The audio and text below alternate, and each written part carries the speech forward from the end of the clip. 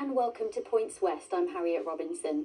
Police are continuing to question a woman arrested on suspicion of murder after a woman in her 80s died in Wiltshire on Christmas Day. It follows an incident at a home in Devizes yesterday morning. Alistair McKee reports.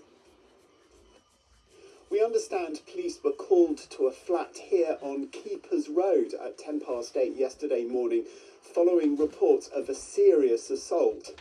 The victim, a woman in her 80s, was treated here by emergency services but tragically died on the scene.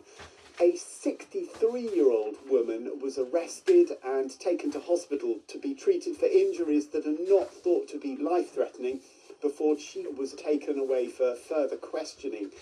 Police say that she was known to the victim and they have no other people of interest. A cordon was here until earlier this morning. A police car is still here. There are officers inside in what is still very much a crime scene, and police have warned the public to expect a higher police presence for the next few days. Police say 3 people are unaccounted for after a house fire near Stroud. Emergency services were called to a property on Brimscombe Hill at about 3 o'clock this morning. 1 person was taken to hospital for treatment, but 3 others who were believed to have been in the house have not yet been located. Emergency services are on the scene and people are asked to avoid the area. A charity is hoping to expand its work across Gloucestershire in the new year to make sure children can enjoy reading. Read With Me says it helps primary school pupils become more confident and creative. It comes as Parliament's Education Committee starts an inquiry into a decline in the number of young people reading. Steve Nibbs reports. He sounded like he was loving it. At Hillside Primary School in Gloucester, reading is embedded in the culture. He tapped her favourite purple pen on the table. Eben's reading with one of the volunteers from the charity Read With Me, which works in over 100 schools in Gloucestershire. Every time we survey the schools, they tell us that the children's reading ages are improving, but also the landscape in terms of schools and teaching has got more and more challenging and difficult. So for a lot of teachers, they just don't have time to hear children read in class. According to the National Literacy Trust, the number of children who enjoy reading is at its lowest for 20 years, particularly amongst primary-aged children and boys aged 11 to 16. But for the pupils here, reading means a lot. Reading is really important for your brains. Your brains need words in the head. You want to be a scientist like me? You need to read stuff to get information about stuff.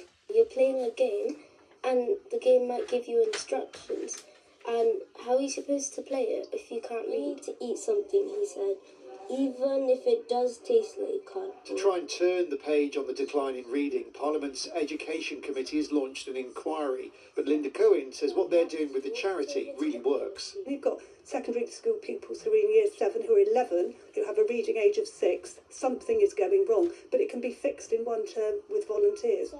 And teachers say it's also important for parents to play a role. It's really important that children have regular practice.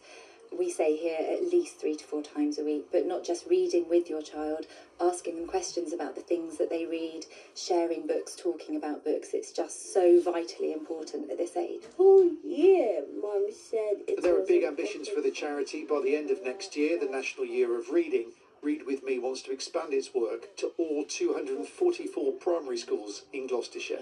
Steve Nibbs, BBC Points West, Gloucester.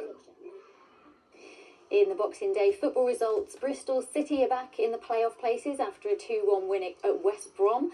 In League 2, Swindon lost 1-0 at MK Dons. Bristol Rovers were 2-0 up, but had a man sent off and lost 3-2 in injury time. And Cheltenham's fine form continues with a 3-1 win against Shrewsbury. In the National League, there was a loss for Forest Green, and Yeovil Town lost to bottom of the table, Truro.